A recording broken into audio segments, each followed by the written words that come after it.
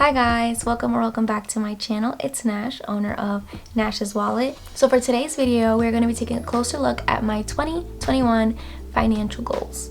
And I kind of wanted to do this video to hold myself accountable and be able to reference this video whenever I need to kind of give myself that reminder to keep going and motivate myself to finish these goals this year.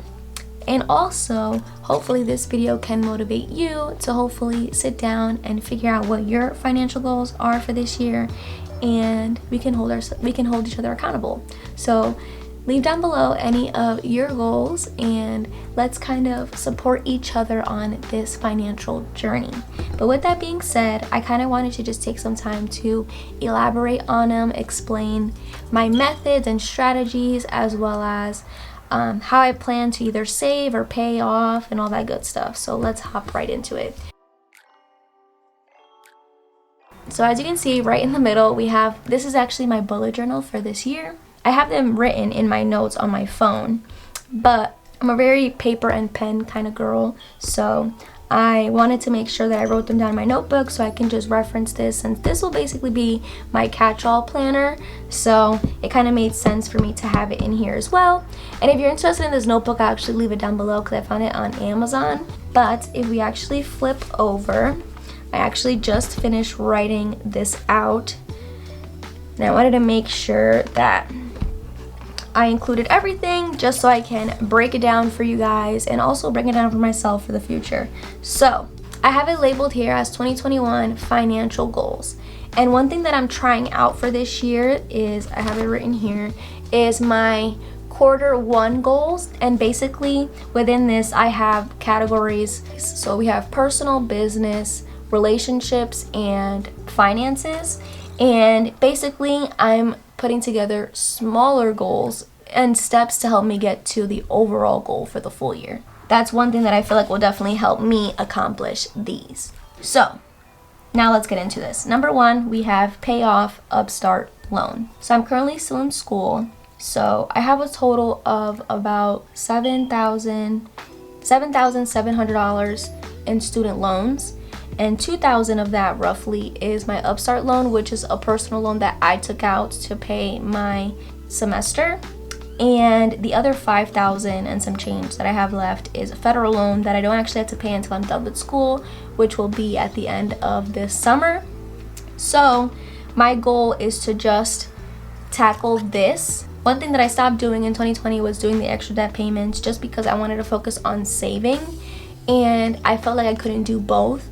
But this year, now that I have like a better idea of how my finances are within a year's worth, since last year was my first time doing budgeting for an entire year and tracking my expenses and all that. So now that I have a better idea, I feel like I can do both, and I'm going to kind of challenge myself to not focus heavily on paying off my debt, but still having that as one of my priorities, since I do realize that once I'm able to remove the debt from my budget, that's going to free up so much more money that I can use to save and invest or whatever the case may be. So I have written here Payoff Upstart loan, and it's a little bit less than $2,000, and I know that I can get it done sooner than what the term of the loan actually is, because right now it's like automatic payments of a certain amount. It's $142 a month, and I know that if I just give a little bit more and start doing extra payments, I can get that down. I can eliminate that completely and not pay so much in interest. So that's what we have written. For number two, we have Christmas fund. Last year was my first time actually cash flowing Christmas. I started saving the end of April all the way up until December, and I spent about $600. I believe $500 of that was saved throughout the year, and then the rest was cash flowed throughout in the month of December. But what I want to try to do for this year is to save the full $700 before we even make it to December. So that's $15 that I have to save a week starting this month, so that once December comes around, I don't even have to stress, and this will cover gifts, decoration, wrapping paper, anything Christmas related will be coming out of the Christmas fund. And because it went so well last year, 2020, I'm really excited to do it again and save a little bit more just so I can continue with the festivities and how much I enjoy the Christmas season. So that is what we have for number 2. So I'm really excited to start saving in January and see this fund grow throughout the months until we hit December. Number 3, this is one of my favorite goals that I'm trying for this year because of 2 different reasons. One of the reasons because I'm finally at a point where I really want to take serious saving up for a down payment on a house. And I'm 22, I'll be turning 23 in May of this year, and there's no such thing as saving too soon when it comes to this stuff, and I'm really excited to kind of buckle down and start the journey of saving up for a down payment on a house. So goal, if I'm able to complete these challenges, will be $2,300 by the end of the year. And that will be coming from what I'm most excited about, which is part 2, the 52-week challenge. So I'm going to be participating for the first time ever into the 52-week challenge. I've been wanting to do it, but I wanted to wait until the beginning of the year to basically like start from week 1 instead of like starting in the middle of the year. So I'm basically doing the one that the total you save is equivalent to the week that we're in. For example, on January 1st, Friday, January 1st, which is the first paycheck that I got of the year, I transferred $1 into my savings account, represent starting week 1 of this challenge. My next payday, which will be January 8th, I will transfer $2. And then the next week after that, which will be week 3, I will transfer $3. And you continue to do that until you reach 52 weeks, which is 52 weeks in a year, and you should have rounding is $1,700. And then the $600 will be coming from my rent. And I have it in quotes because I live at home with my mom, and we have basically an agreement that I give her $250 a month to help with the rent while I stay here. And one thing that I was trying to do last year, but I wasn't that successful in, instead of having my rent be $250, in my line item on my budget, I would put $300 and I would give $250 to my mom and $50 would go to my house sinking fund. But I'm going to try to take that a little bit more serious this year and actually do that as well. So when I'll be doing the budget with me in the future, like I plan, you will be able to see that the rent will be considered $300, but in reality, $250 will be going to my mom, $50 will be going transferred to my savings account to add into the 52-week challenge, which will be going to the house down payment.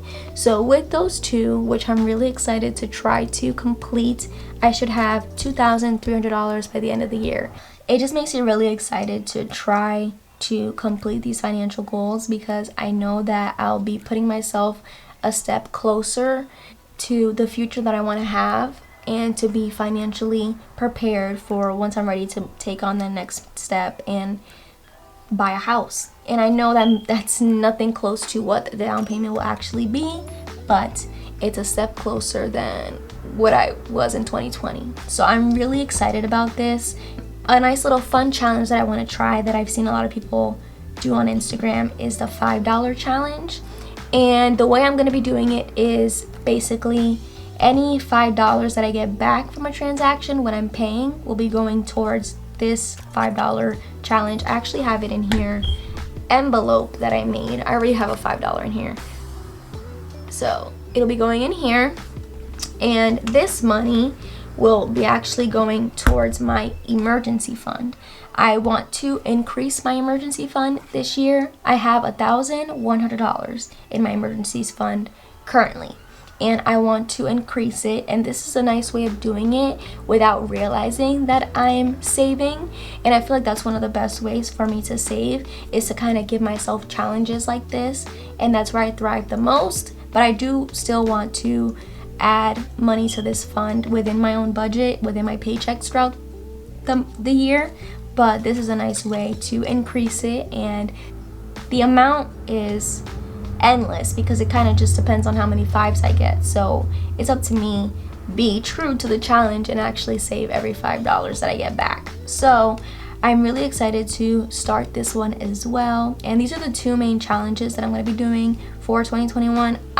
There's so many more that I would love to try, but I kind of wanted to make sure that my goals and my challenges for this year were realistic and obtainable, because I want to kind of set myself up for success and not put so much up here and then I realize when the first quarter is done that they're not realistic for my lifestyle. So that's number 4. And then 5, I have here save, save, save. Like I mentioned before, this year I really feel strongly the need to save and to just be smarter with my money.